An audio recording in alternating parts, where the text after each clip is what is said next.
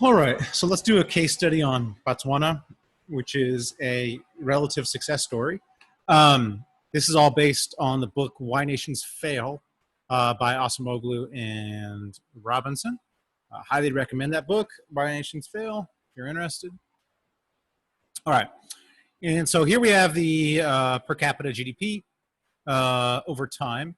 And so what you can see is at independence, Botswana is poorer than these other African nations. Here's the blue line will be Africa's average overall. And so even it starts poor, but it really takes off in growth and kind of has sustained growth, except for this blip here, sustained growth throughout the 20th century. So what is going on in Botswana that makes it so successful? Surprise, the answer will be institutions. But just a little bit of history. So it is very poor upon independence in 1966. So we're talking only 12 kilometers of paved roads, not too many citizens who had graduated from university. It's also, it's surrounded by hostile regimes, but it becomes Africa's only really stable democracy, and it grows to being a country that is on par with kind of somewhat developed countries in other parts of the world. And so really it has very good institutions, what we call inclusive economic institutions. It has stable macroeconomic policies, meaning there's not a lot of inflation. It really invests heavily in education and infrastructure, public goods, and it has pretty good property rights with a democratic system with checks and balances. So why does Botswana get these and not other African nations? Well, it's really one of those critical juncture in history stories where we have a good leadership of some Botswana chiefs with some kind of history before that that makes good leadership possible. So really these chiefs, Khama and Masir, and they really, they're able to essentially get protection from the British. So there are, a bunch of groups around Botswana, or what would become Botswana, who are looking to exploit it. So you have Germans, you have the Boers, you have Cecil Rhodes and his British South African company. And so essentially these chiefs are able to lobby Secretary Chamberlain to really get protection from the British, to say, hey, make us a British protectorate so these other groups that are interested in colonizing us or setting up some sort of extractive mining company help us out, protect us. And the British did that. So it's a type of colonialism, but it's not active extraction. So it's like essentially the British leave them alone. And okay, we'll protect you. You're like a British protectorate, but we're not going to actively put our multinationals there. We're not going to send companies to mine the diamonds that are there. We're not going to send settlers. We're just going to kind of leave you alone to some extent. And so it really avoids the establishment of white rule, and it avoids the transforming of the indigenous institutions.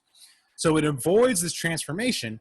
And unlike other places that had kind of extractive indigenous institutions, Botswana has relatively inclusive institutions.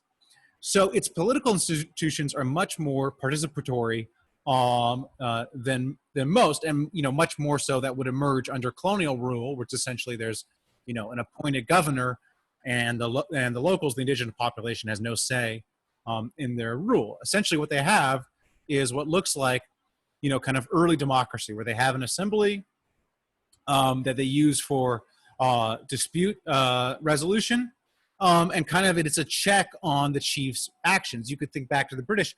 This is kind of like a Magna Carta type institution, which the other local elites have some check on the chief, and the chieftaincy itself is not hereditary.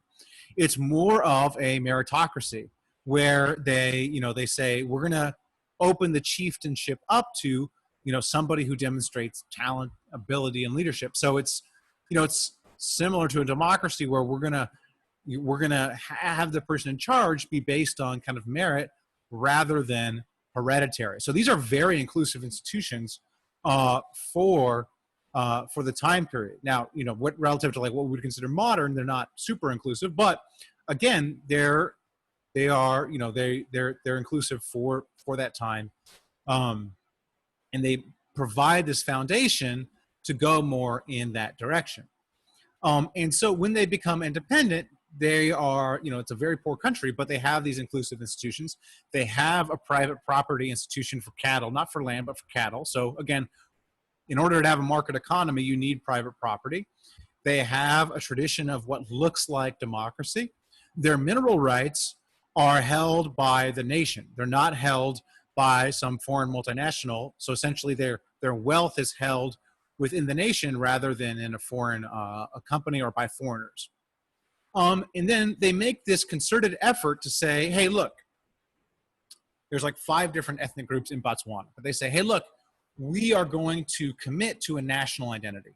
We are going to commit to being, we are Botswana kind of above other things that will provide the sense of we're all in this together, which will make people more likely to vote for public goods provision, roads, and education. So there's this effort to say, hey, we're all in this together. And part of that is having a national language and kind of adhering to speaking that national language.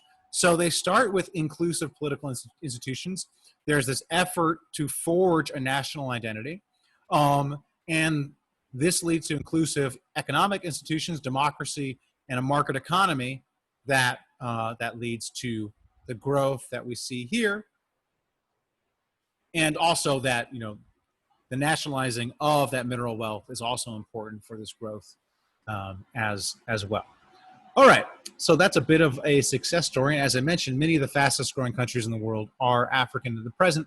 So there's a sense that, the 21st century will see lots of economic growth for Africa.